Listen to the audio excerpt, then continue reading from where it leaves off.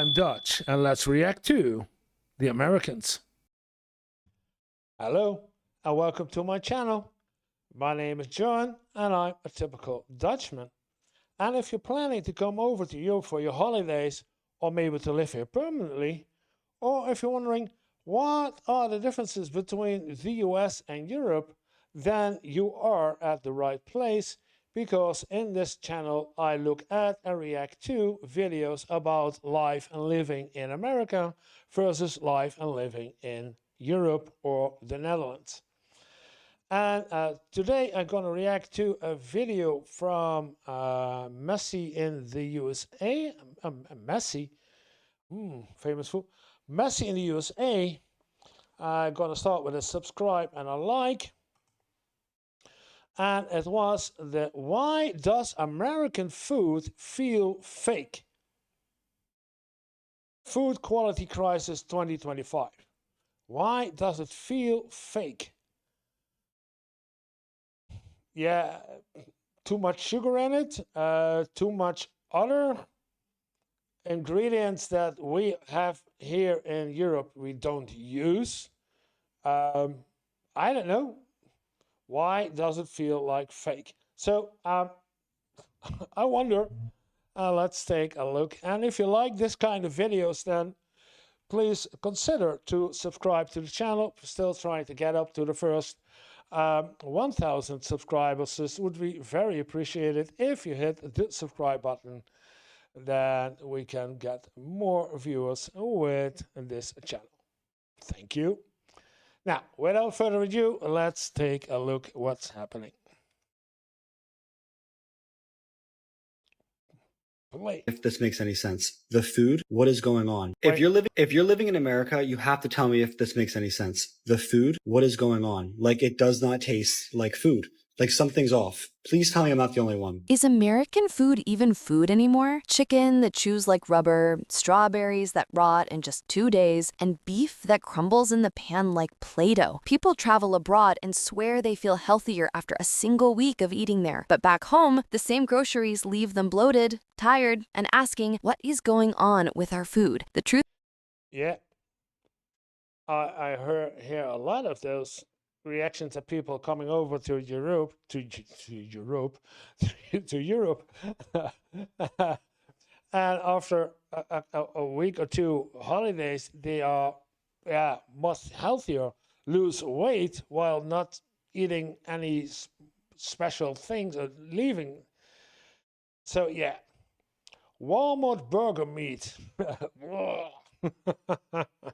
Truth is, something is off. Today we're breaking down the real problems with US food, the myths that distract us, and most importantly, how you can shop smarter without. Oh, it's a banana. I think she had something in her hand, like I don't know, a cookie or a dough or something like. But it's banana. It's a. Oh man, it's. Spending a fortune.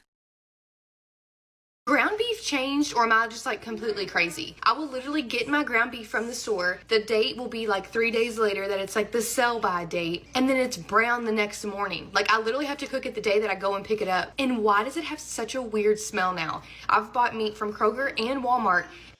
Oh yes, why? And the smell. Oh, okay. This is from 2024. And it does the exact same thing. I feel like Kroger's is a little worse. Something has definitely changed, and it's freaking me out. And I haven't ordered ground beef or went to the grocery and bought ground beef in literally weeks because my husband thinks it tastes different. It smells really gross when you're cooking it. You've probably noticed this. You buy fresh ground beef. It looks okay in the package, but when it hits the pan, the texture seems off. It releases tons of water and just doesn't taste right. But you guys, it's not. Bro, did you see? Huh? Okay, that doesn't look like. Yeah, you call it ground beef. It doesn't look like ground beef. We call it something else. But yeah, if that is what I think it is, we call it some kind of meat.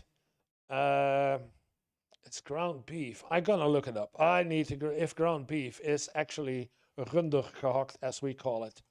So let's take translate, and we go from Dutch to English, and we take runder gehakt. Ground beef, yeah. Ground beef, runder gehakt. Well, this is how it should look like. Ground beef. This looks very good. And this is, oh, nah. Oh, damn. That is not even 80-20. Is it even real meat? I don't know. But you guys, it's not. Bro, Yeah. did you see that meat? Like, what is it? That's not ground beef. I don't know what they are using for food nowadays. So what's going on? It's not plastic. It's not Play-Doh. The truth is a mix of industrial shortcuts. First, water retention. Meat is often treated to hold extra water, which makes it weigh more. And yes, you're literally paying for water. Second, Yeah, okay, that's that's a trick that they try to do here also with a lot of products in fruit and also in beef, but that's by European regulations now forbidden to do. So yeah. grinding methods. Supermarkets often grind trimmings and fat together, sometimes days before you buy it. By the time you cook it, that grind doesn't behave like freshly cut beef. Some meat is even mechanically tenderized, basically stabbed with needles to soften it, which changes how it cooks. Some people have asked me what foods I do not eat as a food scientist, and I will list two of them She is a food scientist. Oh man. right now that are off the top of my head. Any kind of burger that is cooked more on the raw, rare side. So I usually order a burger well done. This is because mechanically tenderized ground beef, basically, if you take a thing of ground beef and you're going like this to it, you're chopping it all up with some big old spikes. If there's like a little piece of meat down there that has E. coli on it, salmonella, whatever it is, you are basically taking that and distributing it everywhere in that ground meat. I'm sorry, you guys, but this is just, I'm just telling you my truth. And while this doesn't make Yeah. It's I know we have some this beef also, and when we have beef, it's not always well done, and sometimes I even make it just on the edge, so that's still a bit moisture inside, still have some tasty and not too dry, and yet it's not red inside anymore. Yeah, that's the right thing to do, but there are people who eat this, let's say, almost rare, just baked for a couple of minutes on each side, and then it's done. And it's tasty too. But with all the bacteria we have nowadays, no. it fake, it does make it feel like a completely different product than real butcher ground beef. My tip, if you can, get beef ground fresh at a butcher. You'll taste the difference immediately. But I've never seen this on ground beef, ever. All these, you got some explaining to do. Yeah, okay.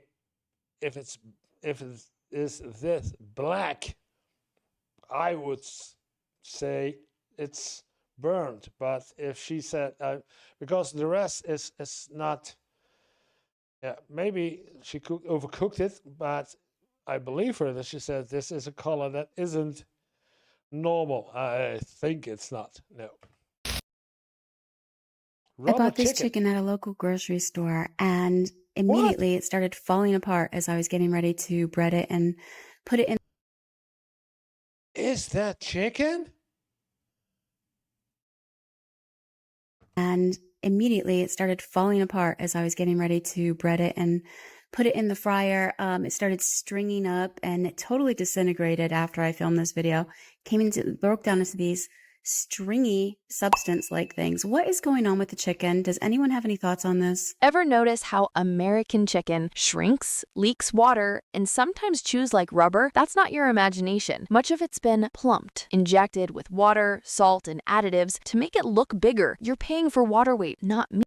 Yeah, that's what happened over here too. A lot of it did happen. That chicken was injected with extra water to make it heavier and looking bigger, but that's not anymore. Now they use other tricks to do it. Yeah. Meat. Today we are comparing chicken breasts. This is from my local butcher. This is what I usually get my chicken from. And then we also have chicken from Walmart as well as Purdue chicken. Visually, you can see there's a huge difference between what we're getting at our local butcher from a farm compared to what they're giving us at Walmart. It says there could be up to 5% water retained. But we're gonna weigh out the biggest ones and compare the size difference between the different chicken breasts. So we have our scale set up here. Now we're gonna take the biggest breast from our local butcher shop and it measures in at 187 grams. Now, that sounds reasonable for chicken fillet. Yeah. we're gonna have to trim some of this extra stuff off of this breast because I want it to be as accurate as possible. So we've cut the Walmart one to take out that excess that was on the sides. 392 grams. What? And the other one was 187? Yeah. Okay, so this is from our local butcher shop. This is the Walmart chicken breast. This is the Purdue breast, which is supposed to be a little bit better quality than the Walmart one. Let's go ahead and weigh this one out. 347. Oh my gosh. You compare the percentage difference between the smallest breast we have to the largest, it's 109.6% bigger at Walmart than it is from our butcher. Yeah, and now put it in a pan and bake it or put it on on a grill and then weigh again. Now the Purdue breast is a little bit smaller and it's 85.56% bigger than the breast from our butcher. 5% was supposed to be water. What is the major difference in our chicken? I'm not an expert in this, but this is alarming. Let me know in the comments what you guys. This is all from 2024. Commercially raised chickens are a certain breed that have been developed through breeding practices to be fast growers. A typical farm raised chicken for meat consumption takes about 4 to 5 months to grow. Okay. You guys think, or if you have any other theories as to why the breast at Walmart is double the size of the breast I get at my local butcher. On top of that, most U.S. chicken is washed in chlorine baths, a process banned in Europe. It keeps bacteria down, but changes the texture and taste. And because birds are bred to grow in just 6 weeks, the meat ends up watery and stringy compared to slower raised farm birds. So yeah, it's still chicken, but it doesn't taste like the real thing. Yeah, chlorine. That's amazing. We vaccinate our chickens so that we don't need to do this. Our chickens are vaccinated so that they have the protection from diseases and E. coli, bacteria, etc. And we don't need fruit that rots overnight. Let's talk produce. Ever buy strawberries that look perfect on the shelf, bright, shiny, huge, only to find them molding the very next day? Y'all, what are they doing to our food? I got these strawberries like 3 days ago. Why are they all rotten and moldy already? Same for zucchini, mango, doesn't matter what you buy from the store. Why is it all going bad after 2 to 3 days? Why do I have to eat everything the same day that I purchase it? On top of that, like, why are the inside of all my strawberries white? Aren't they supposed to be red? Yeah, inside the strawberries should be red because if they're still white, it's still ripening. So it's there are yeah, but that's they are not ripe yet. They should not have been plucked. Not be harvest. Maybe it's the better word because they still need some sunlight and yeah. At this point, y'all just want us to eat dust. That's not in your head. Grocery store fruit often spoils faster than local farm produce. Why? First, supermarket supply chains are long. Strawberries are picked early, stored cold, and shipped across the country. By the time you buy them, they've already lost a ton of their shelf life. Okay, so y'all, I don't know what's been going on lately with the strawberries in the stores, but all these strawberries is molding. Oh my goodness. Fuzzy and fuzzy, baby. I don't want these. You make me not even want a strawberry no more. Second, modern strawberries are designed for size and durability, not flavor. That's why you'll often find white, hard centers. They were picked underripe just to survive transport. I am well aware that our food that we have here in the US is crap. But tell me why, when I got strawberries, they're completely white on the inside. Answer already given. Yeah. What in the world? And they have zero flavor. So what is going on with this? This is from Target.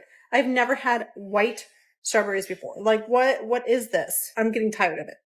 Anyone else? And third, post-harvest treatments. Some fruits are sprayed, waxed, or even bleached to keep them looking fresh. They may look great, but inside, they're already on their way out. My advice, buy smaller, local fruit when you can. And if it's... Or if you have, like, I don't know what it is, but strawberries are easy to cultivate yourself. So if you have the space and the necessary sunlight, you can grow them yourself. It's not that hard to do. It's out of season, frozen fruit is often a better choice than fresh that's been sitting in a warehouse.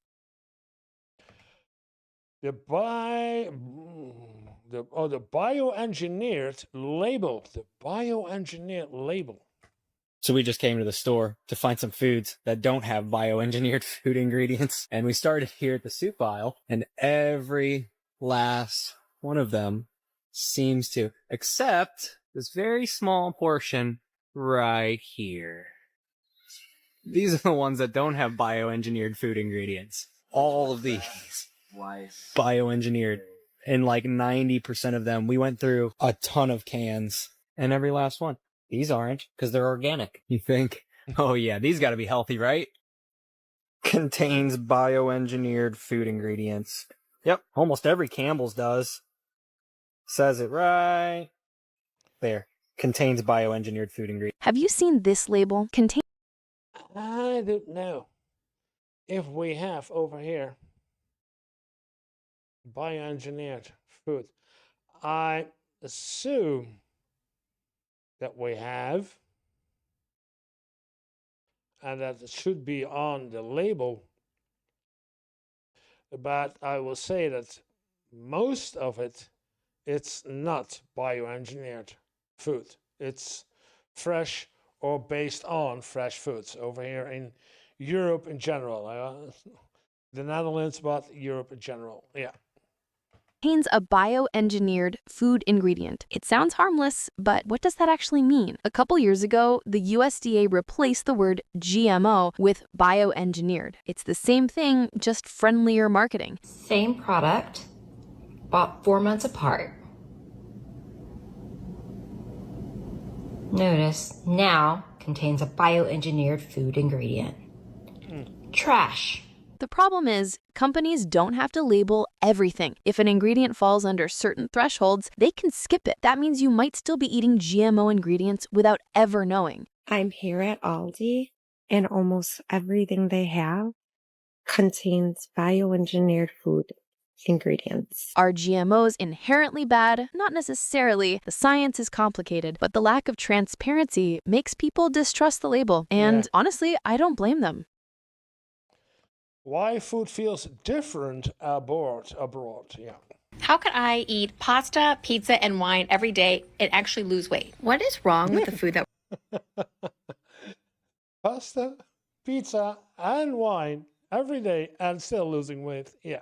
we're eating in the United States? Can somebody please explain to me why when I'm in Europe, I can have like coffee with sugar and real milk in it, croissants for breakfast, pasta, pizza every day, and wine? All of these foods in the US would make me put on weight, so bloated, have so many stomach problems. And there, nothing. I actually lose weight. I literally go around Italy and I'm eating pasta and pizza every day, wine every day, gelato, and I'm losing weight.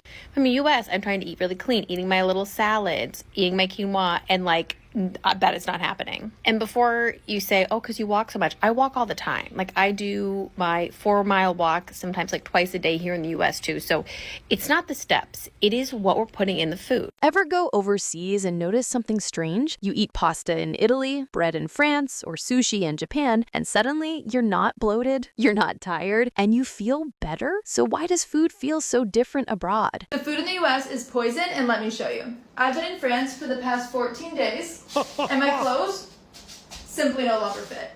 And it was not big at all before, literally on the tight side. They're all falling off to the point where if I let this go, it'll fall down. And for some context, back at home, I work out multiple times a week. I eat super clean, no processed food. I drink filtered water, make my own butter, make my own sourdough.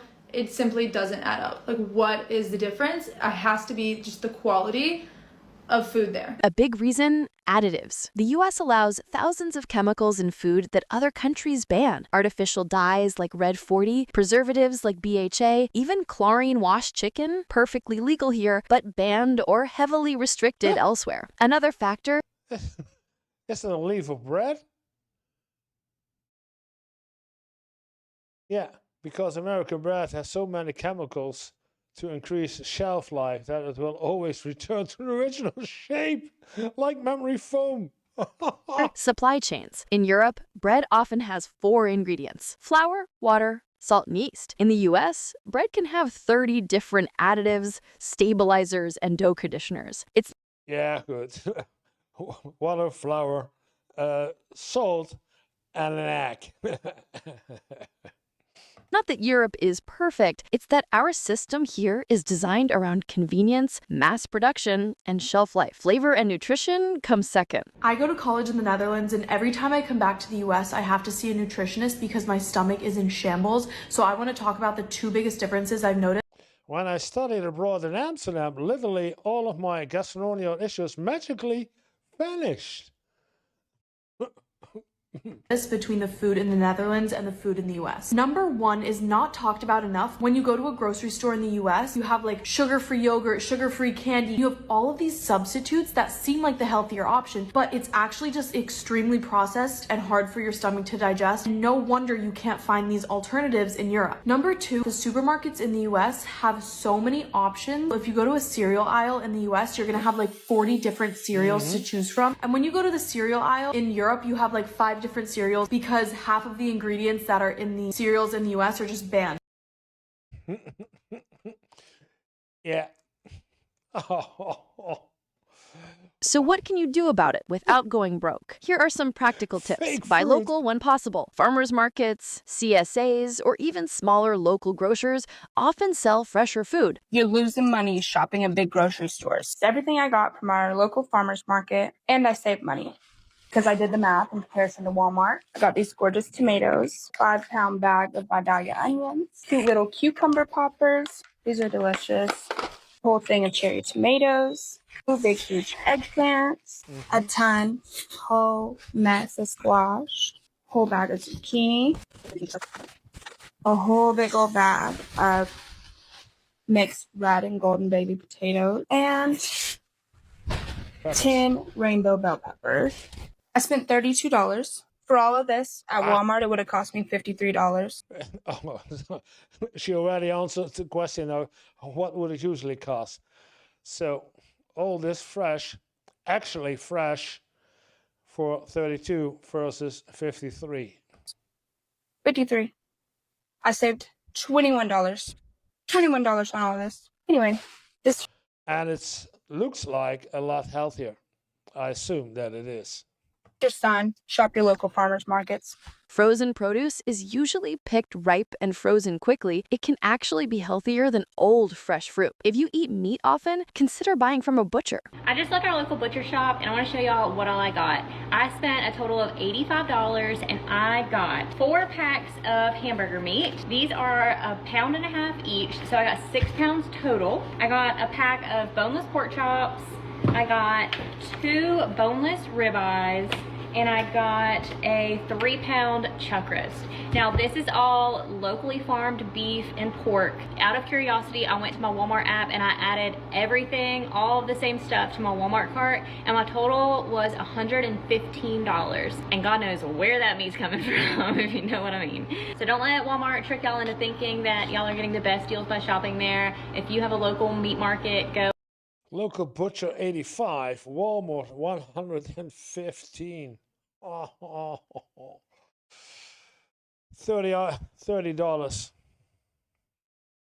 And price check. It's much better for you. It's better for your economy. Just better all in all. Always check ingredient lists. Fewer ingredients usually means less processing. Here are my top 5 tips for learning how to read ingredient labels like a holistic nutritionist. Number 1, nutrition label ingredients are listed in order by weight. So whatever the product is made up of most will be the first ingredient. Look at the first 3 listed to see what you'll be primarily consuming in the product. Number 2, do not be fooled by buzzwords and claims you see on product packaging. There are so many unregulated terms and so many ways that companies love to trick you into thinking something is clean or natural when it's not. So do not fall victim to words like natural, gluten-free, low carb, low calorie, light. None of it means anything. Number 3, look how long the ingredient label itself is. If it has 5+ ingredients, it's likely that you're consuming an ultra-processed food. This doesn't mean to never eat it, but it helps you be aware of how many processed foods you're eating in a day as opposed to whole or minimally processed foods. Number 4, be aware of refined sugars and start to familiarize yourself with the numerous names that companies use to list them on their ingredient labels. There are 50+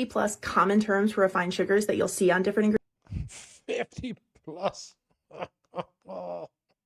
Ingredient labels. And finally, number 5, choose 1 to 2 ingredients you're looking to eliminate from your diet and just focus on that. And shop seasonally. Foods in season are cheaper, fresher, and taste way better. Happy October! It is a new month, which means it is time for a new produce guide. Shopping your produce in season and locally when you can is a great way to ensure that it's not only the most delicious and nutritious it can be, but also the most affordable. Here's the list of in-season produce for the month of October. Apples, beets, blackberries, broccoli, Brussels sprouts, cabbage, carrots, cauliflower, corn, cranberries, eggplant, figs, grapes, kale, pears, peppers, persimmons, plums,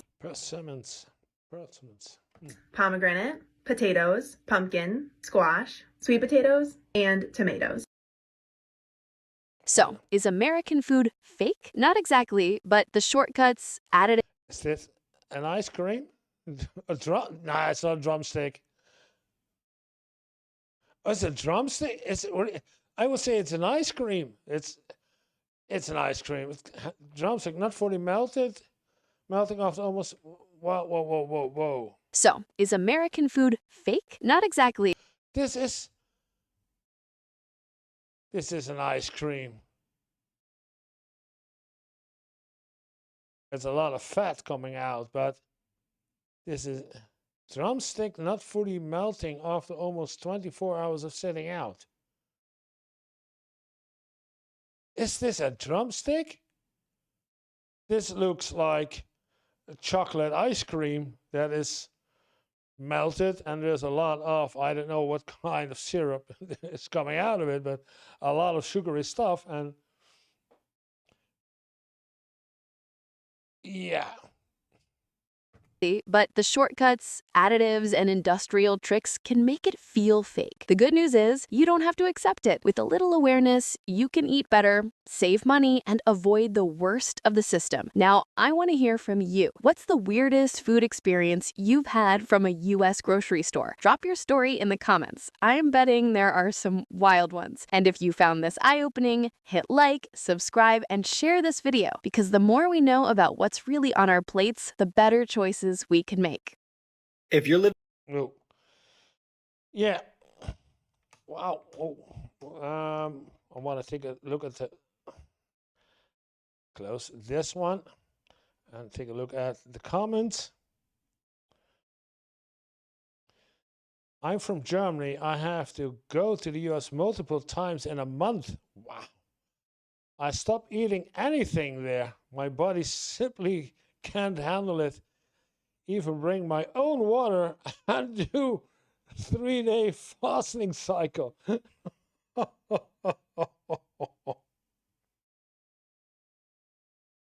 Oh man.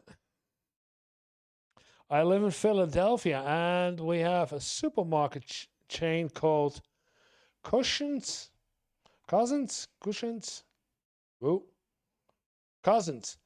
I bought salmon fillet from there, but put them in water to defrost and I melted into mush. So it was already frozen. And salmon, yeah. Okay. Ground beef #1, culprit of weirdness. You have to add beef flavor to get it taste like anything at all. Oh, I moved to Europe and food is so much better there. Yeah, I hear a lot of people saying that. It's for me and a lot of my fellow Europeans the most normal thing in the world that we have. But for Americans, it seems like it's heaven. Oh man, oh man. Well, I hope you liked the video. If you did, then press the like button. And otherwise, if you want to see more of my videos, then this is a good place to start with. And it would really be appreciated if you hit the subscribe button so we get up to the first 1,000 subscribers. Thank you for watching. I'll see you in the next video.